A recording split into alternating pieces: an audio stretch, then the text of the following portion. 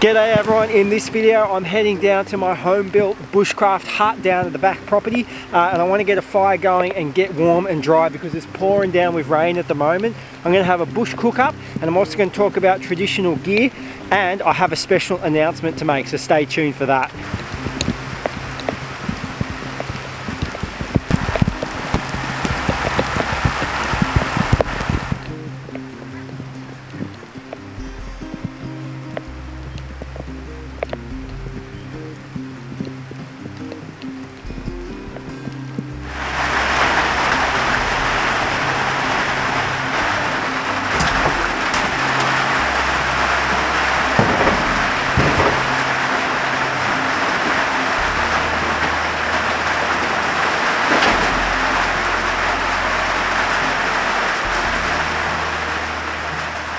G'day folks, welcome back to another video. And the rain is it's really heavy today, and then it clears up and the sun comes out, so it's on and off. But I really wanted to come and test my hut, home-built hut down here in the rain. I wanted to get a fire going and yeah, just get a billy on the fire and get a coffee going. It's been a really dry winter and autumn and coming into spring, which is not good. We need rain, so it's nice to have a day with a little bit of rain. So I've got a little bit of dry firewood in the hut stored here, so I'm going to see if I can get a fire going to get the water on the billy. Let's give it a crack. Look at that, rain has cleared up and the sun is out, but it won't last for long, so let's chop some firewood in the meantime.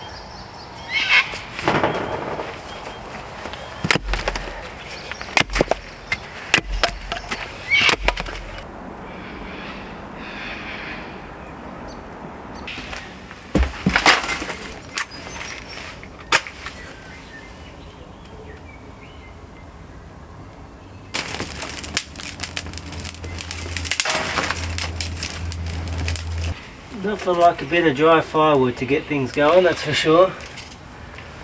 I learnt that from the high country. All the high country huts, they store their firewood under shelter, so you've always got some dry firewood.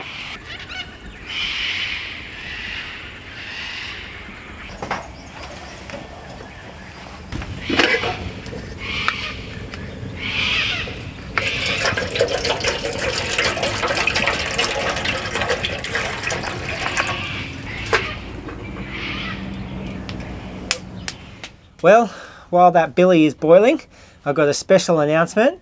And on a recent video, I asked everyone some ideas for merch, and I finally do have some merch which I'm going to sell. And the merch I've come up with is stuff that I personally would use as well. So I want to introduce you to the new line of the Bearded Bushrangers shirts and t-shirts and merch. So basically what I'm wearing here, this is the first one out of the line, and this is a cotton denim wash shirt. It did come in khaki, but they don't have that anymore, so it comes in this army green color, which I really like. And as you can see, it's got my Bearded Bushranger logo on it. I'm really happy with this shirt and the quality of it as well, how it came out with, so really happy with that. On top of that, I've got two other shirts as well. I've got the standard Bearded Bushranger shirt with the small logo on the front and a big logo at the back. And also, my personal favorite is the Proud of Our Heritage shirt, which has a Bearded Bushranger logo on the front and then a Proud of Our Heritage illustration on the back. And these are illustrations as well that I came up with. I had a vision for it and I wanted to put that down on shirts, and this is absolutely something that I will be wearing myself. On top of that, I do have, which I'm going to be drinking out of today, a Bearded Bushranger mug, coffee cup. And so if you're into that, it's not an enamel one, but it's just a normal coffee cup you can have around the campfire when you're camping, with your car or at home or something like that. So these are really cool. I'll be drinking my coffee out of this today. Now, all these things I've just showed you, they can all be found at my Print Bar website, which I'll put the link up for in the description. And basically this allows, they do all the drop shipping, and it makes it easier for me. Instead of printing off a bunch of stuff, basically you do an order and the company prints it for you. Now I've tested it out and I'm happy with the quality, and I'm happy to sell these to my fans and subscribers, because yeah, I am happy with the quality and I would wear them myself. Just a note on the print bar is that you do an order, they have to print it, and then they send it out. So it can take a little bit longer than usual. It took me about, I think, 2 weeks before, you know, I was able to get my gear. But that's all right, and I really hope that this is something you'd be interested in supporting. It helps me and it helps the channel. And you know, if you're not interested in merch, that's perfectly fine. But if you do want to support the channel, you know, there's still YouTube memberships, and there's also my Patreon, and that's a great way to support the channel. This is really for people who want to support what I'm doing and want to get something cool out of it as well, a little bit of merch.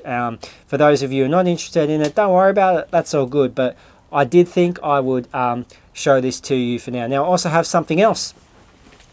I have the Bearded Bushranger stickers as well. There you go.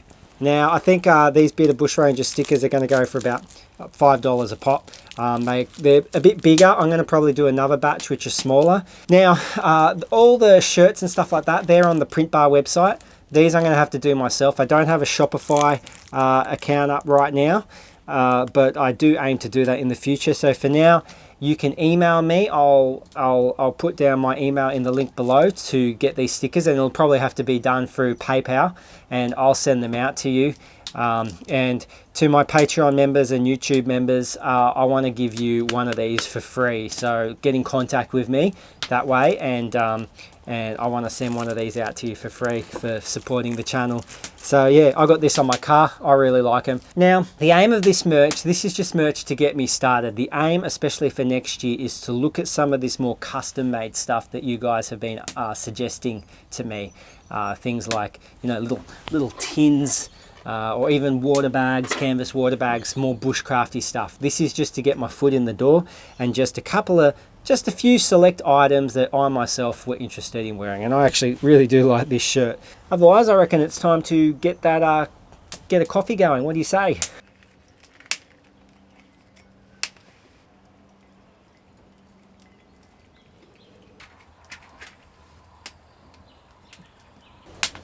All right, let's have a little chat about heritage materials or traditional camping gear. I recently went out to the snow as a early 1900s mountaineer, and I made the claim that heritage materials are superior to modern gear. And what do I mean by heritage materials, and what do I mean by modern gear? Well, heritage materials, I'm talking about, you know, organic materials, the traditional materials that the old fellas used in this country, whether in the late 1700s, the 1800s, the early 1900s. So wool, cotton canvas, you know, things, waterproofing with oil skins and wax canvas, leather, you know, leather straps, leather boots, leather satchels, those kind of materials, hemp, linen, all that kind of stuff. Now, what do I mean by modern materials? Well, I'm talking about anything synthetic and plastic, you know, your nylon and your Gore-Tex and all this kind of modern stuff that you see. So why do I think that the heritage camping material is superior to modern gear? Well, so the first point will be performance. Sorry about the smoke, it's getting a bit smoky in here. I believe heritage gear performs better than modern gear. How so? Well, especially clothing. If you look at when you're going out to cold climates, wool is just incredible. It insulates when it's still wet. And I've been going out in the snow with just wool, and it's been amazing, even in wet conditions, how much it insulates me and keeps me warm and keeps me going. And you know, with modern gear, maybe wool merinos, thermal merinos are maybe the main thing you see in outdoor shops that is heritage. The rest of the stuff seems to be synthetic, but performance wise, it's fantastic. And you know, wax canvas or even oil skins, I'm finding they protect me better from the rain than like a soft shell jacket, like a Gore-Tex jacket and things like that. You know, it might be up for debate, but especially clothing, you know, wax canvas, oil skin stuff for waterproofing, and then wool for warm insulation. I think it's great. Durability. I honestly think the old gear is more durable, and it makes sense because the old fellas, they wouldn't have They wouldn't have, you know, weren't buying a new bit of gear every year down at their local Anaconda store, were they? They had a few bits of gear, bits of bobs, and they had to last them for while they were out in the bush for years, you know.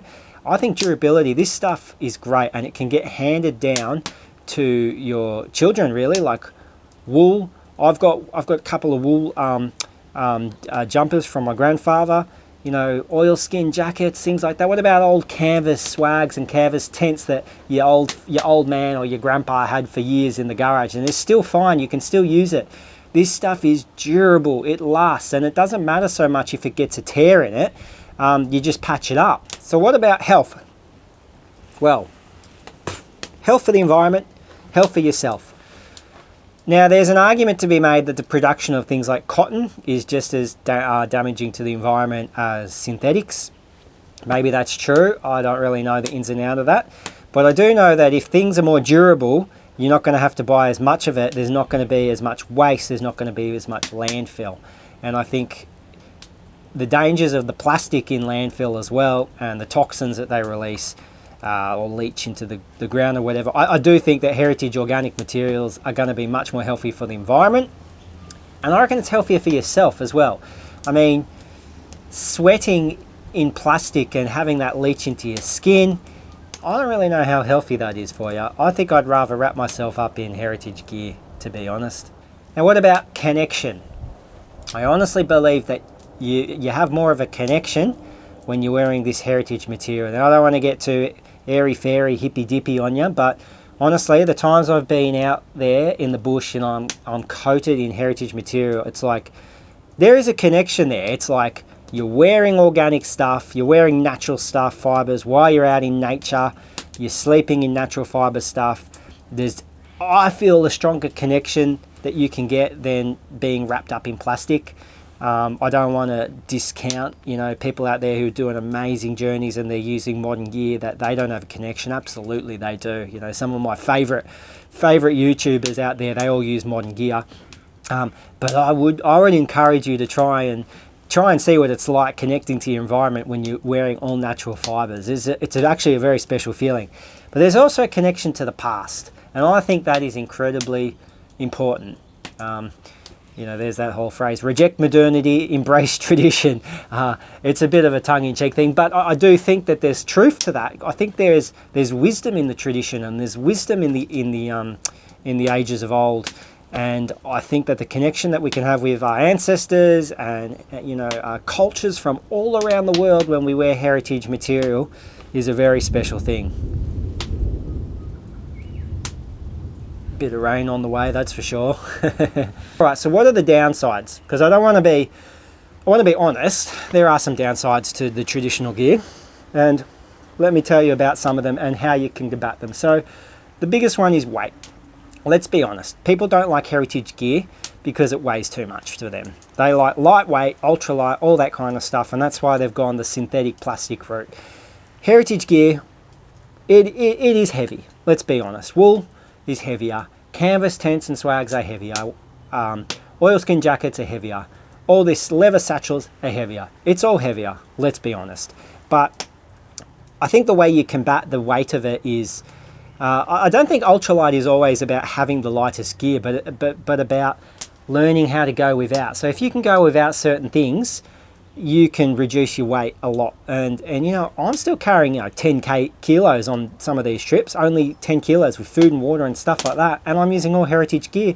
But it's just because I rough it a little bit, or I reduce my weight, but not bringing things I think are so important. But the biggest one to reduce weight with heritage gear is what's called multifunction design, and Lee from Peak Oil Company put me onto this. A piece of gear that operates as multiple things, so you can justify the weight of it. You know, a wax canvas poncho is also my ground sheet.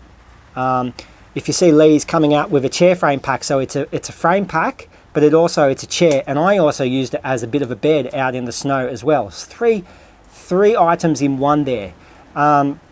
Yeah, there's a whole lot of experimenting you can do with the whole idea of multifunctional weight. You know, I've used my oilskin jackets as a ground sheet before as well, or I've used my poncho as a tarp to keep the rain off me.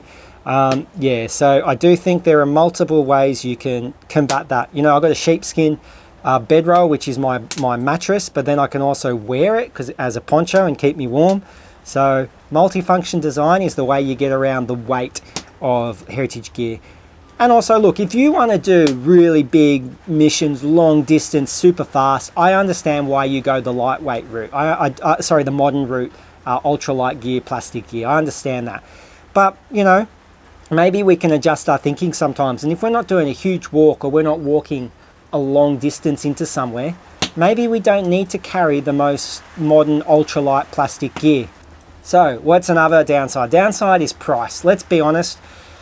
A lot of this modern gear, heritage gear, traditional gear, unless you can get it secondhand on Facebook Marketplace or in antique stores, which I've done, a lot of the time when you get it new, it's expensive because you've got to get it from specialty stores.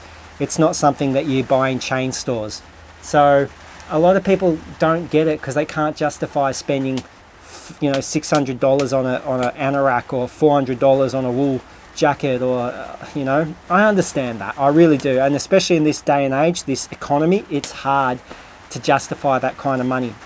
The way you justify the cost is the fact that this is more durable. You're not, when you buy a bit of gear, you know, if I get something from Peak Oil, it's going to last me lifetime kind of stuff. Unlike, you know, plastic gear, which you might have to replace every year or every 2 years, when you add up the cost over the long run, it's probably about the same, to be honest. So in that sense, I think you can justify the cost of it because you know that the durability of this gear is going to last you a lifetime. And that's how I justify it, really. So look, those are some thoughts on heritage gear versus modern gear. I understand that there's people out there who's going to disagree with me, and I'm not judging you for getting outdoors and the way you get outdoors. Good on you. You know, everyone does it differently. But I would love to see a bit of a renaissance, so to speak, of going back to the old traditional gear, because I think we're a little obsessed with plastic and it's gone too far, in my opinion. Again, I don't want to make judgments on how you get outdoors, but I just would like to inspire you and encourage you to maybe consider more heritage traditional gears the next time you go out there. I think I might cook up a steak. What do you reckon?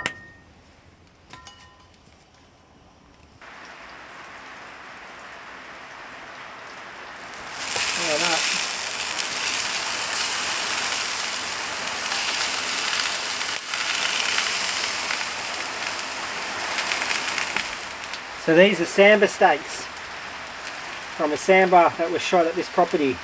Oh, there's a good lunch right there. Oh, how's that for a knife?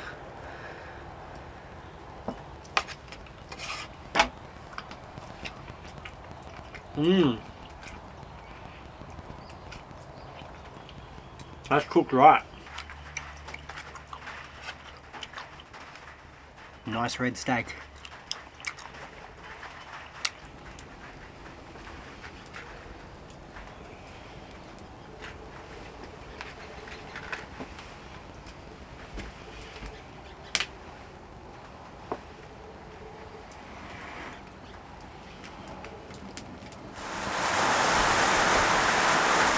Little bit of hail. Looks like a little bit of hail's coming in.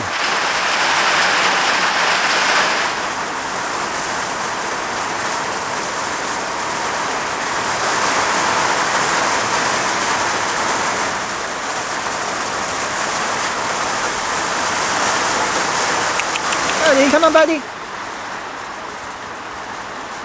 Brody's come to join me. A little bit rainy out there, is it? Hey, she's hailing. Actually, a lot of hail. And fire's still holding up, which is good.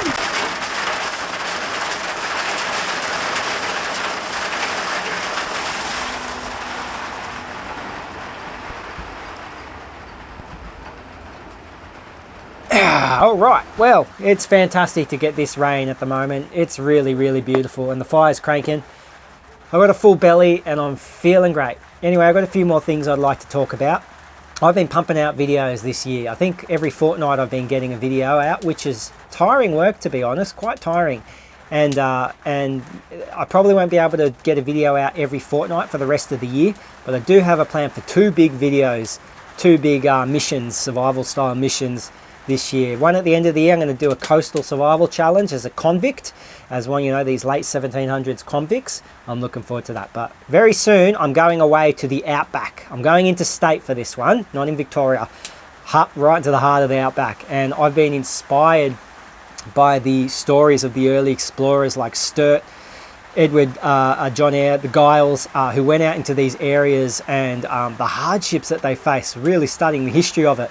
And so I want to go do a deep dive into the history while going on a big mission with the gear, the food, the clothing, all that kind of stuff that a 1800s explorer would have had on them, and pushing myself and going out to a remote area. And the logistics for this video are quite hard. It's going to cost me a little bit of money because I'm traveling interstate, and so I've been kind of trying to think of how can I cover the costs of bigger missions like this, because the YouTube algorithm is not like it used to be. I'm getting subscribers who are not saying, they're not actually seeing my videos, which is a real shame. And I've got to start considering some other things. I'm always going to be pumping out free content for you guys, but I was thinking for these bigger missions, maybe I might do this bigger mission behind a paywall where you have to pay $1 or $2 just to watch the video. And then, you know, for those people who don't want to pay that, after a few months' time, I'll make it public. But for those who are really keen to see the video, they can support by, you know, paying to watch the video, and you know, that'll help me cover the cost for these bigger missions. Now, I want to say that I want to reassure you, this is not something I'm going to be doing regularly.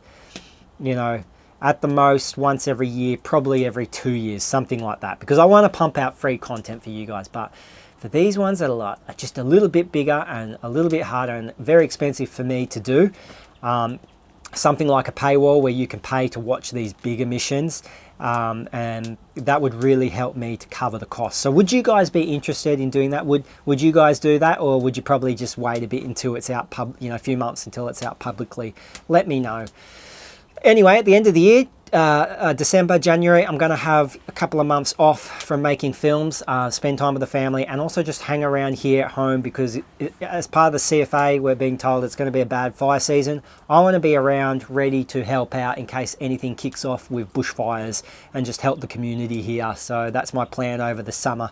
We'll do a live stream in January to give you some plans, to give you some ideas and information about my plans going into 2026. I've got a bit of a strategy for how I'm going to do videos, what kind of videos I'm going to do for 2026.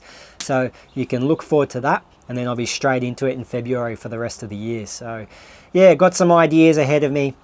Now again, if you'd like to support me with merch, go right ahead. I'll leave the links in the description of how you can get your hands on some of this stuff. If you're not interested, no pressure at all. I just want to say thank you for actually clicking on the videos and watching, because that means a lot to me. I really appreciate that, guys. Anyway, it's been a really nice day just hanging out here all day and having a cook up in my hut out here in the bush. I've got to come down here more often because it's really special out down here.